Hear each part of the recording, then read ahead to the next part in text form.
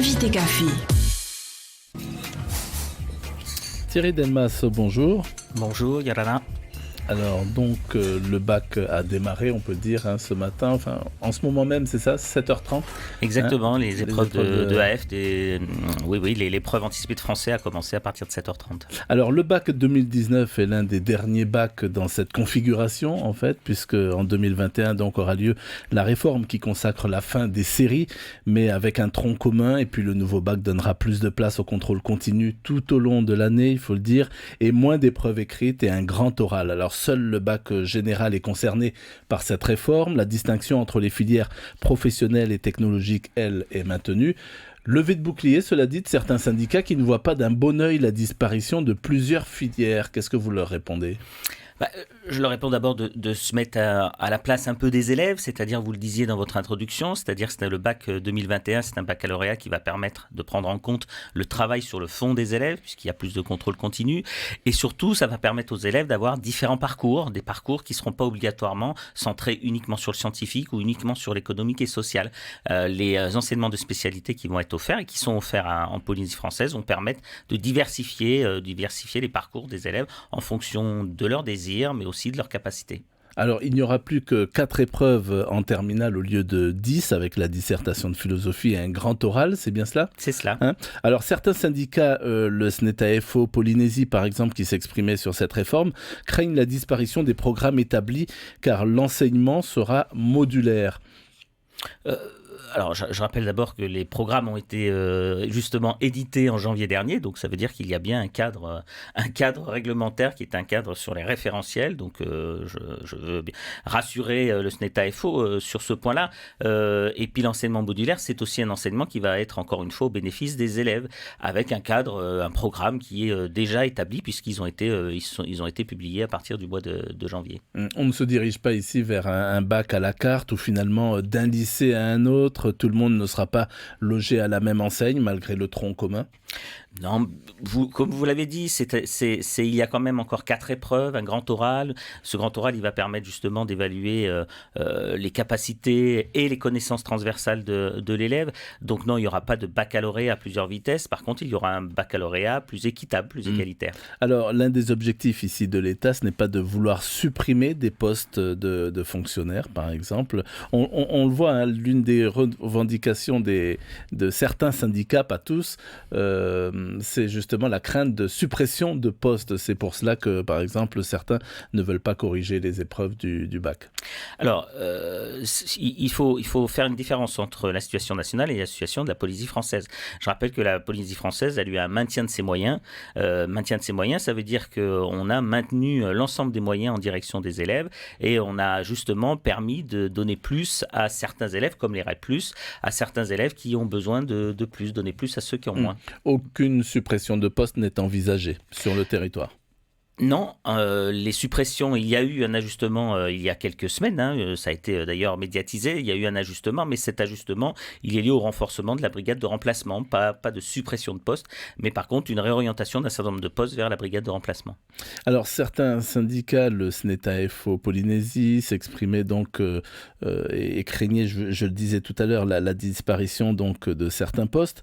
C'est pour cela que par exemple certains ne veulent pas assurer les surveillances de l'examen du bac. Alors, il y a un appel national, à la grève. Moi, je voulais, comme on l'a fait dans un communiqué dès samedi, rassurer l'ensemble des familles et des candidats, puisque les consignes ont été données dans les établissements scolaires pour pouvoir assurer le déroulement de ces épreuves de façon tout à fait normale. Donc, il n'y a pas d'inquiétude à avoir du côté des familles. Après, moi, je pars du principe que les examens, c'est l'aboutissement aussi d'un investissement à la fois des élèves et des enseignants. Et voilà, je pense que la responsabilité des enseignants, l'investissement que je vois, moi, sur le terrain, fait que ces enseignants vont accompagner leurs élèves jusqu'au bout, y compris lors de la surveillance des épreuves. Alors, même réformé, même revu et corrigé, qu'est-ce que vous dites aux jeunes que le bac, ça reste toujours le précieux sésame, le principal passeport vers les études, il faut le passer? Alors oui, c'est un sésame, effectivement, c'est un passeport. Je rappelle simplement qu'il y a 3 bacs différents, bac général, bac technologique et baccalauréat professionnel, qui sont tous les trois des voies de réussite et des voies d'intégration, d'insertion sociale.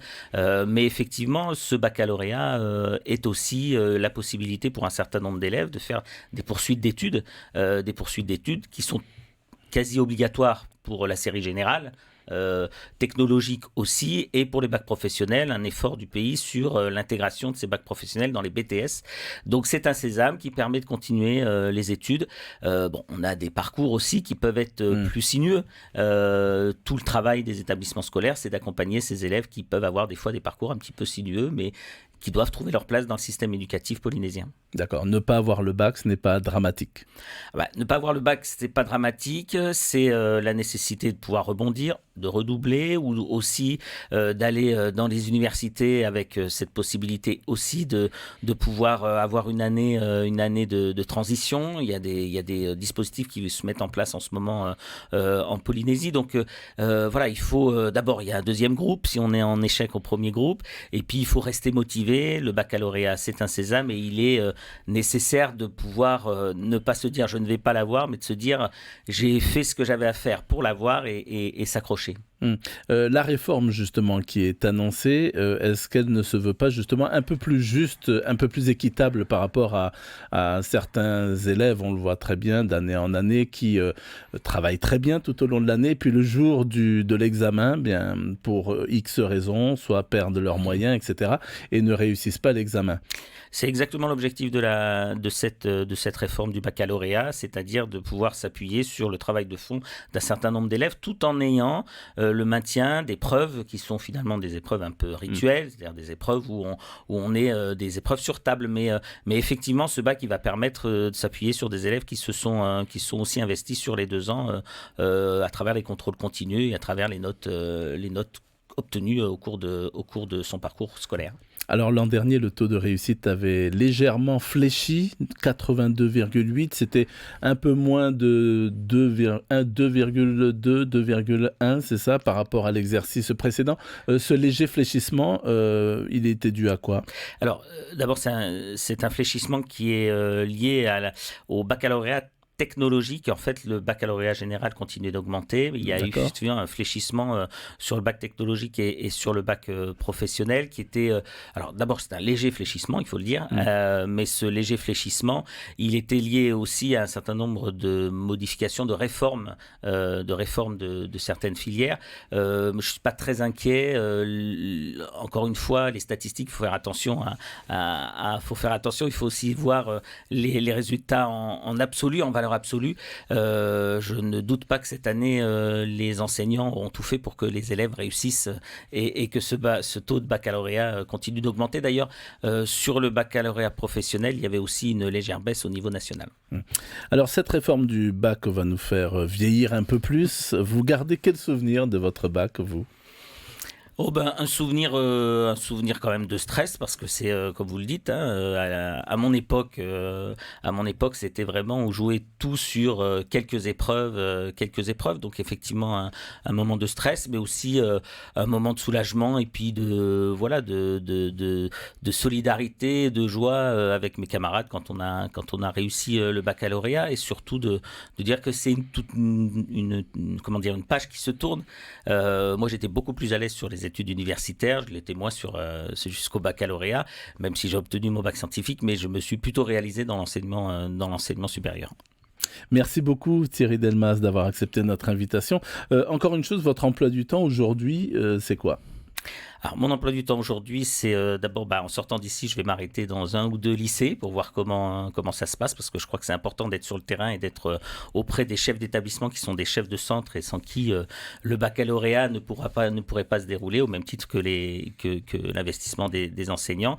Et puis ensuite, travailler aussi avec un inspecteur général qui vient de métropole sur nos process et nos procédures. On continue de travailler tout en étant disponible pour le terrain si des difficultés se font jour.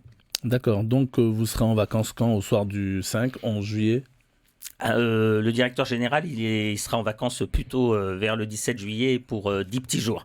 Mais parce que après le baccalauréat, il y a une préparation de rentrée. Cette préparation de rentrée, elle est bien engagée, mais il faut la finaliser. Voilà. Mais par contre, les enseignants, eux, seront en vacances et c'est important qu'ils le soient parce qu'une année pour un enseignant, pour un chef d'établissement, c'est une année d'investissement, une année voilà aussi de stress. Et je pense que c'est important que eux aient des vacances suffisantes pour pouvoir reprendre l'année de bon pied et pour accompagner nos jeunes Polynésiens. Merci encore Thierry Delmas. Je rappelle que vous êtes le directeur de la DG2E, comme on dit. C'est ça, la Direction Générale de l'Éducation et des Enseignements. Merci encore. Marururua. C'était l'invité café, 7h30 du